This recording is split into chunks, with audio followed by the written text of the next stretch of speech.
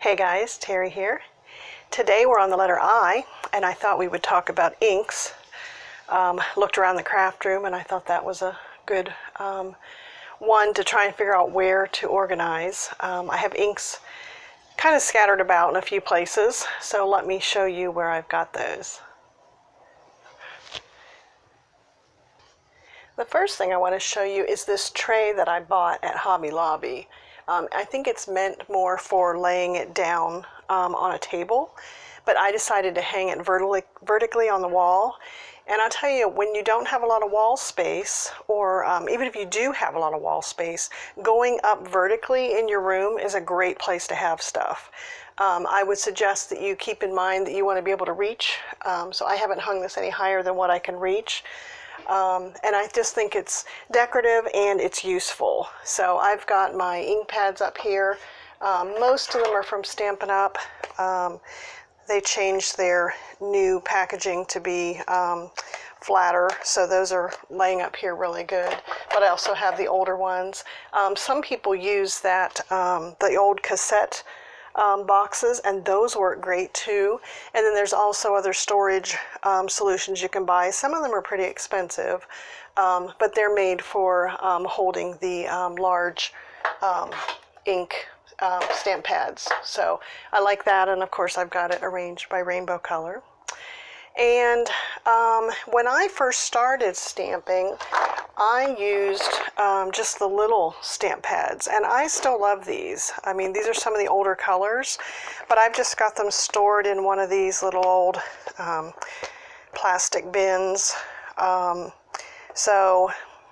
These size pads really work great. I mean, there is a lot of ink in them. You can use the re-inkers with these, just like you can the large ones. But if you don't have a lot of storage, I like to take these when I go on crops. So these are great for traveling with you. But I would say if you don't have a lot of room, these smaller cubes are a great resource. So next I'll show you down on this shelf here, I've got those ink cubes that I was just talking about, and then I've got my distress inks. Let me pull that out. So this little stand is an item that I got on Amazon. I like it because it's a nice thin profile. You can have it this way, or you can also have it that way. So I like that it's versatile that way. But this is what I have my distress oxides in, and the pad plus the little velcroed sponge blender is right on the bottom of each one of these. So they fit perfectly. Trying to think of what else. It holds, plenty, you can see. But I do like it. It's lightweight, but yet it's sturdy. It was easy to put together, came in a few pieces, and yeah, it holds the ink pads. I've got it over there on my shelf, so that works great. It's close to my work area, and I really like this container. So I've got a few more things in the desk drawers. Let me show you that area. So these are the Alex desk drawers that you guys have heard me rave about. They're nice because the top ones are nice and shallow. But I have some embossing ink pads in here. So this is one of those. This is another ink pad storage solution. I have it in the drawer, but you can also set it out on the desk. I've got those embossing ones in here. And then I also have a tray here where I've got my distress ink crayons, and then also my, this is the stamp pad ink refills.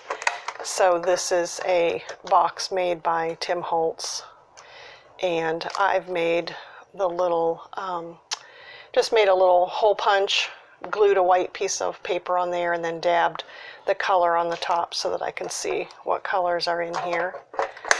And then in the drawer here, I've just got my things that go with stamping, the sponge daubers, I've got those in a tray here.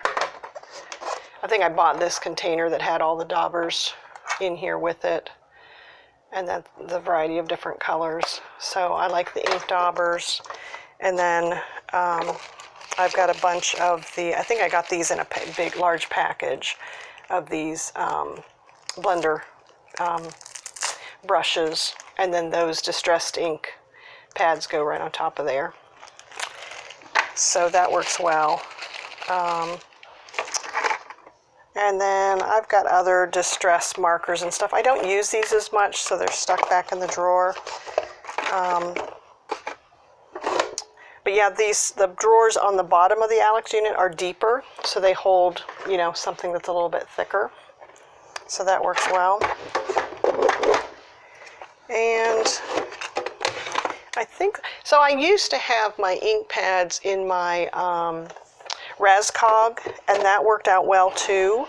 I kind of had them on a slant. I put a piece of cardboard in there. I'll try to find a picture of that setup and put it on my website. So I hope this helps, and I will talk to you guys later. If you haven't subscribed, please hit the subscribe button. And if you have any questions, put them in the comments. And I will talk to you when we do the next letter, which will be J. Thanks, everyone.